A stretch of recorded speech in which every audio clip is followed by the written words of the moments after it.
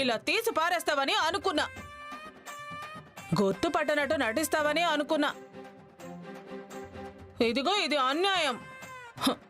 ముద్దు చేసినన్ని రోజులు ముద్దు చేసి ఈ లడ్డుగాడిని నా చేతులు పెట్టి ఇప్పుడు నెత్తిన చెట్టుకోపం పెడతావా?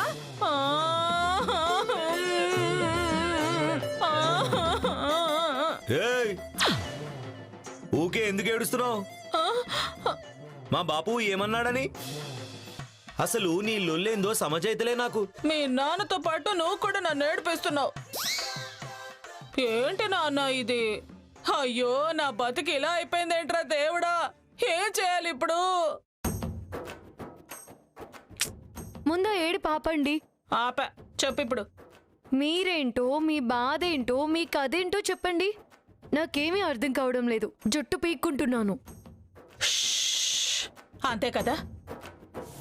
25 ఏళ్ల క్రితం నాలో దాచిపెట్టిన నిజాన్ని ఇప్పుడు బయటకు చెప్పేస్తాను. అందరూ వినండి.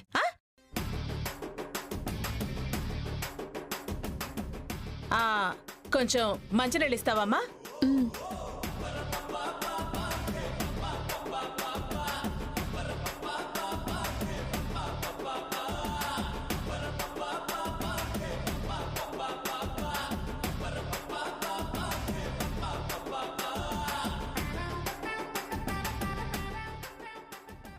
మొదలెడదామా?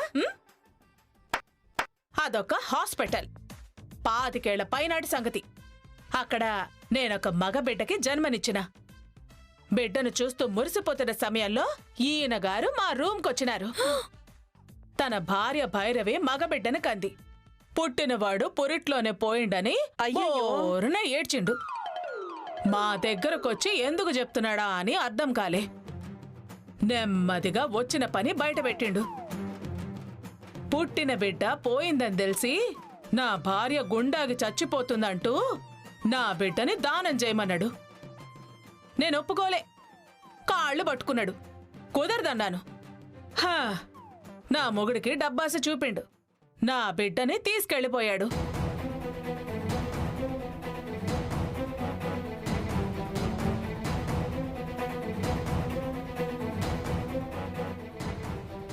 ఏందలా చూస్తున్నారు?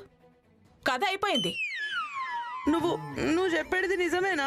నీ మీదొట్టేనా? అవసరం లేదు. ఆ బిడ్డే ఈ బిడ్డ.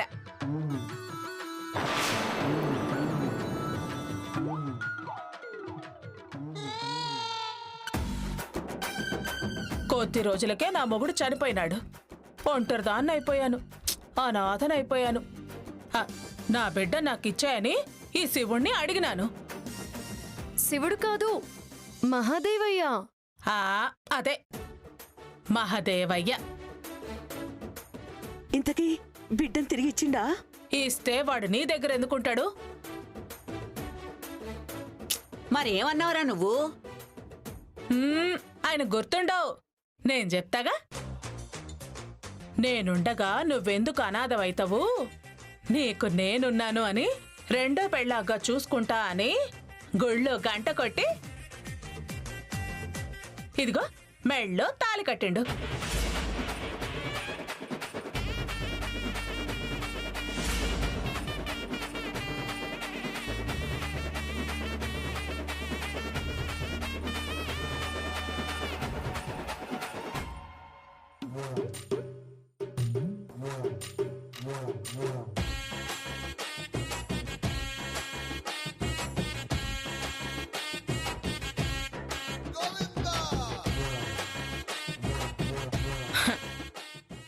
రెండు గ్రాములే, ఎక్కువ వెయిట్ లేదు. మరి కాపురం చేశారా? చెప్పు. చెప్తాగా. కాణిపాకం లడ్డూలా అదిగో వాడిని నా చేతిలో పెట్టి కనపడకుండా మాయమైపోయినాడు. జీవితాంతం కలుసుంటా అని మాట ఇచ్చి ఇప్పుడు సంబంధం లేదంటుండు. ఫోన్ చేస్తే కూడా లిఫ్ట్ చేయట్లేదు. సరే, ఇదంతా జరిగిపోయిన కదా, కానీ ఇప్పుడెందుకు వచ్చినట్టు? ఒక్క మాటలో చెప్పాలంటే పేగు తెంచుకుని పుట్టిన నా పెద్ద కొడుకుని నాతో తీసుకుపోదామని వచ్చినాను.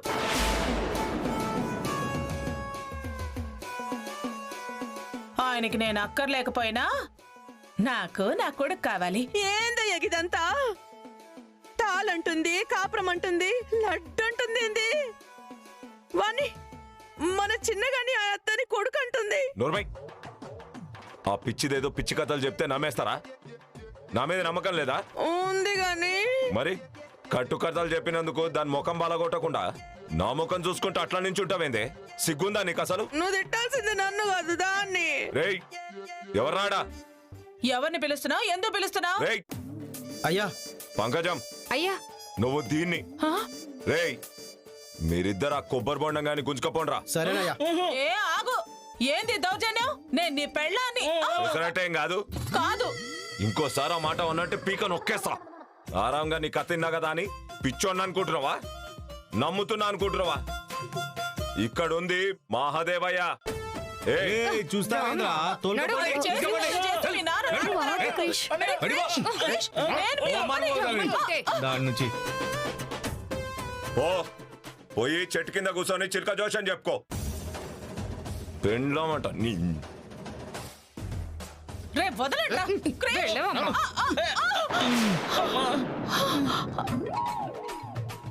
ఏయ్ మహాదేవయ్య, నాకు మూడోసారి అన్యాయం చేసినావు. ఈసారి ఊరుకునేదిలే. మూడో కన్ను తెరుస్తా నేను. మాడిపోతావు. ఏమనుకున్నావు? చూడమ్మా, మా అయ్యగారి కోపం వస్తే రాక్షసుడు అవుతాడు. ఎందుకు వచ్చింది చెప్పు, బుద్ధిగా వెళ్ళు. ఏ మీ అయ్యగారి సంగతి నాకు తెలుసు. నా సంగతే మీ అయ్యగారికి పూర్తిగా తెలియదు. ఇంతవరకు నా ప్రేమే ఆయనకు తెలుసు. ఇప్పుడు నా కోపం ఎలా ఉంటుందో చూస్తాడు. ఏ మహాదేవయ్య, లోపల దాక్కోవడం కాదు, బయటికి రా, మాట్లాడుకుందాం. పెరికి పందా.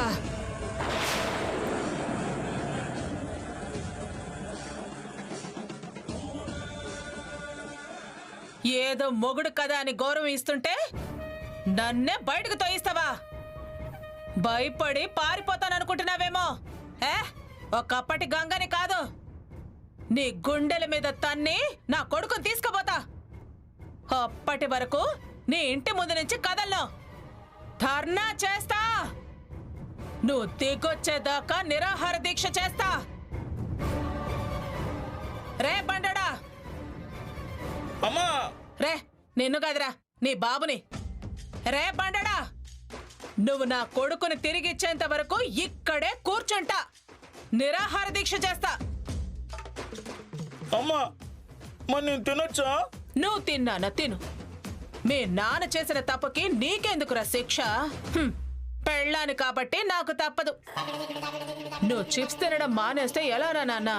కంపెనీ వాళ్ళు, అరటి తోట వాళ్ళు, వాళ్ళందరూ మూసుకుపోవాలా? తాంతు రే బండడా. అమ్మ చెప్పు. మళ్ళీ నేను కాదురా, ఆణ్ణి. ఇదిగో పారిపోతాననుకుంటున్నాడేమో, మీ పెద్దయ్యకి చెప్పు. ఆడపులి ఇంటి ముందే నిరాహార దీక్ష కూర్చుంది అని నా తడాక చూపిస్తానని చెప్పు. పోరా. అయ్యగారి కంటే పెద్ద డేంజర్లా ఉన్నావు. పదరా వెళ్దాం. చూడురే, దాని గురించి ఎవ్వరు పట్టించుకునే పని లేదు. ఒర్రి ఒర్రి అదే వారిపోతుంది. అయ్యా అయ్యా అయ్యా, ఆవిడ పోయేటట్లా లేదయ్యా. ఇంటి ముందే తిష్టేసుకుని కూర్చుంది, శాపనార్థాలు పెడుతుంది. నిరాహార దిశ సురు చేసినా అని మీకు చెప్పి రమ్మన్నది. అయితే ఏం చేయాలనంట? పూలదండ తీసుకుపోయి వేయాలనా? ఇష్టం వచ్చినట్టు చేసుకోమను. ఎవ్వరూ భయపడరని చెప్పు. నకరాలు చేయొద్దను.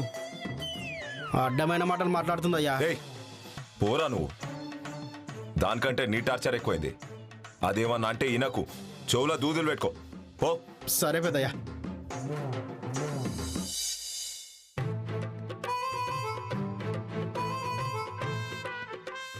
ఏందే గట్ల గుడ్లు పెద్దగా చేసుకొని చూస్తున్నావు? ఏం తిరుగుతుంది దిమాక్లా?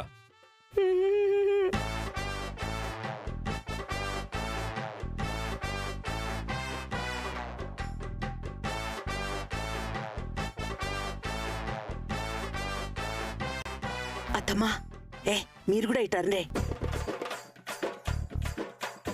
అత్తమ్మా, నీ కొడుకుకి గిసంటి అలవాట్లు ఎప్పుడైనా ఉన్నాయా? ఇసుంటి అలవాట్లంటే ఆ, గదే గిసంటి అలవాట్లు. ఇలా కళ్ళు మూసుకొని నిద్రపోవడమా? ఏ కాదు, కళ్ళు గప్పి చెడు తిరుగులు తిరగడం, నిజం దాచి నా కంటగట్టిరేమోనని చిన్న అనుమానం వస్తుంది.